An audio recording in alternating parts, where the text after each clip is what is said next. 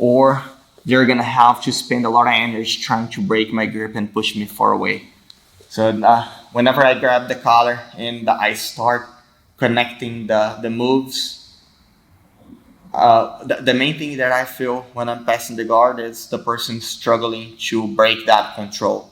And the fact that my weight is on top of the person, and it doesn't matter how much they push my shoulder, like if I extend my arm, I don't feel the pressure on my hand. It makes me feel very comfortable here. I also like to adjust myself using my leg. Okay, so if I don't keep my leg too far, so normally my leg is in the same line of his legs here. And if I need to apply more pressure, like I move my body and I readjust my leg. So I'm always moving to keep this grip. A lot of times it becomes really hard, especially with the details that I'm gonna show, how I block the hip. So mostly most of the people that I train with, they use their knees. And this is like the scenario that I face the most. But you guys can find people that will try to use their foot under your hip or on your shoulder. And if they do that, like it's pretty easy to beat this foot. So normally I do like what we were studying from Spider Guard. I circle and I use the C grip to push the leg down. So every time I step on my shoulder, he steps on my shoulder. Instead of trying to grip, I circle and I push the leg down. Now, I'm very close to pass the guard. I have to beat the knee and get close to his upper body. A lot of times from this distance, if I keep applying pressure, I'm already making his arm get tired too. So this is a position where I feel if I spend a lot of time attacking from this position, my opponent gets really tired and it becomes really easy. Like a person that normally starts really strong in the beginning of the fight, as time passes, I feel like them getting weaker and like the frame just like getting soft. So like in the beginning, normally like you're gonna feel the knees and arms really strong. And you're trying to apply pressure, you're trying to bend the arm in order to pass, and the person keeping it really strong. But the more you're able to connect the moves here and like maintain yourself on top and keep that constant pressure, eventually the arms start doing this, like they start bending. And I like to tell the students, like I see it as a bench press. If the person, they are holding the weight with their arm fully extended for too long, the arms start burning and they start getting tired, and eventually they're gonna drop the weight on their chest. So that's exactly how I see this position. If we are in this distance, my grip is strong on the collar and I'm maintaining my pressure, he's gonna be able to hold for a while, but if I keep it strong and I keep pushing forward, eventually he's gonna drop the weight. And when he drops the weight, it's easy for me to connect to the next distance and pass his guard. I think by understanding that and being patient, making the person get tired will help you to finish the pass. The main attacks from this position, I like the knee slide. I feel it's a technique that works at the highest level, and I use it since I was a blue belt, and it always worked really well. It's a technique that's very common to see. It doesn't matter the size of the person, like the lightest division all the way to the heaviest division. People are very good using it. You can find people that are very good. And it's a position that you can make your opponent suffer a lot from the bottom, because it's a position where you have to be always pushing to defend. And whenever you start getting tired in the fight, the more you have to push, the more you expose yourself, and the more tired you get.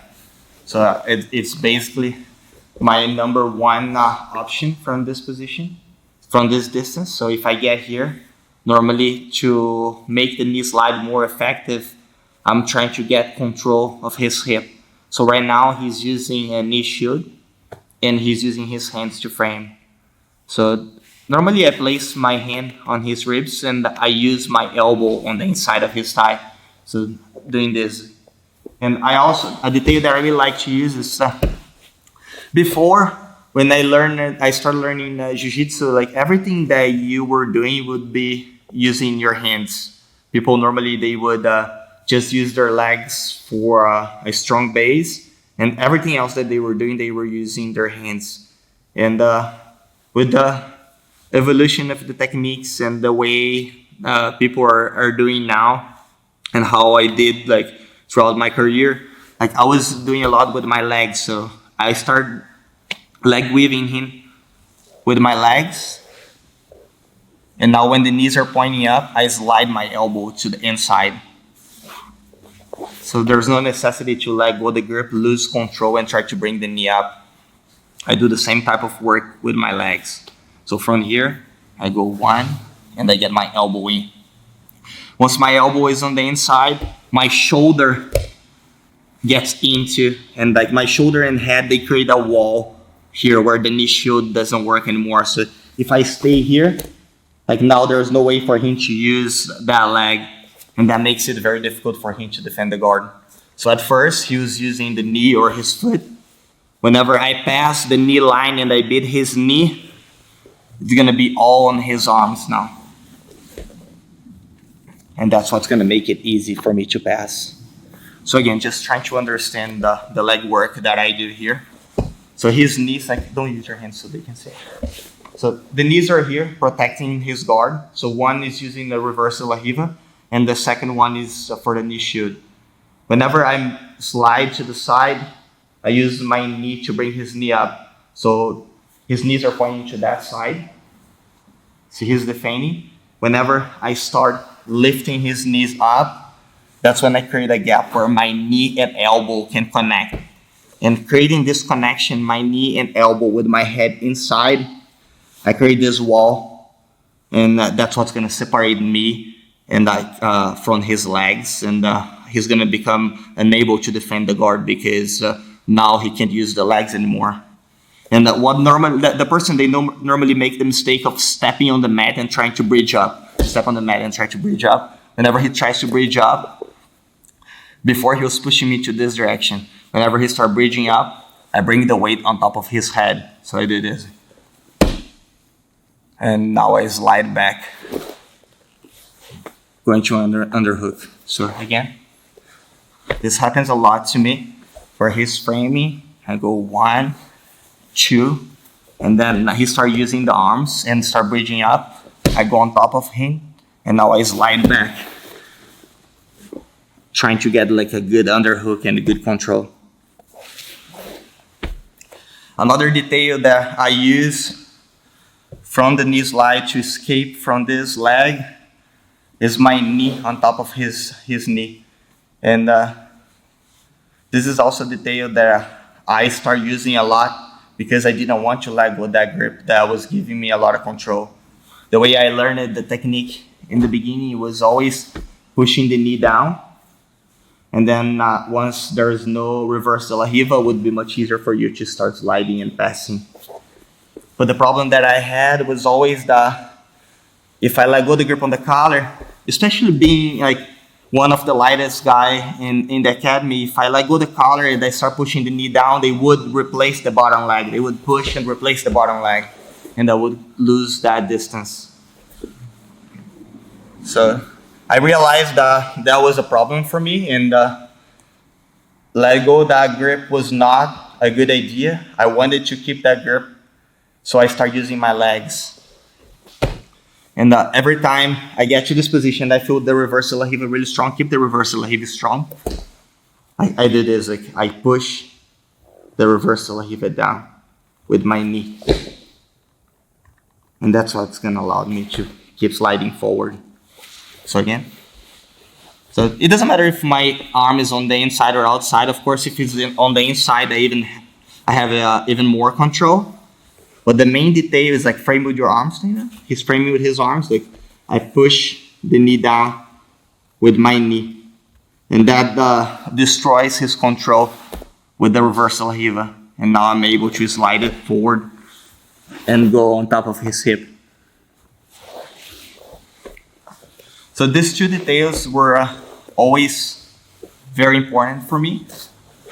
First, you break the the frame. You break the knee shield by using good leg work to connect your knee and your elbow, normally using leg weave.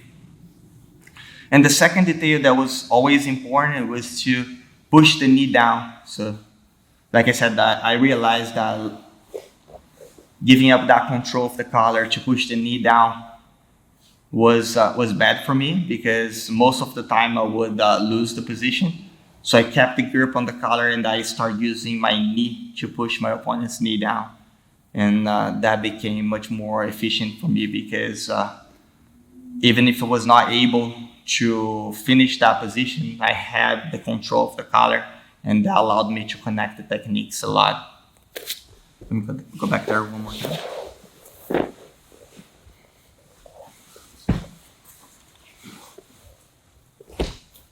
Another important detail that I like to do from here is that I normally don't rest in this position here. So a lot of people ask, like, if I'm trying to apply pressure and I'm trying to rest, where should I go? Because, like, imagine like you're in a scenario where you're trying to pass the guard, you're putting a lot of pressure, and the person is framing, and the more you try to pass, you're trying to use all the details that I showed, and it's not working. Where is the resting position that I can go without like let go of this collar? Like normally, I try to bring the knees up, and I rest from here. So I bring the knees upward when the knees are pointing up, and this is a position where I feel like he has less attacks, and it's easier for me to rest. Normally, I get a grip on the belt here or a grip on the pants, and I still have the grip on the collar. But this position here, it's good for me to rest, how I bring the knees together. Another important detail is look how my leg is always closing with this angle where it's always my knees are pointing in and I'm controlling his leg. If I keep my leg open the whole time, this gap here allows him to move. So if I lose balance, look, this foot's always coming on top of my leg. So if that happens to you, you're gonna have to either let go of the collar and push the foot down to regain that grip. Or one thing that I do a lot is I weave this leg on the inside. So if he puts the leg out like this, I keep the grip and I weave my leg in and slide it out, getting back to this position. So I don't put your leg there. He puts the leg there. Look. I go with the leg in and then I weave it out, getting to the control again. And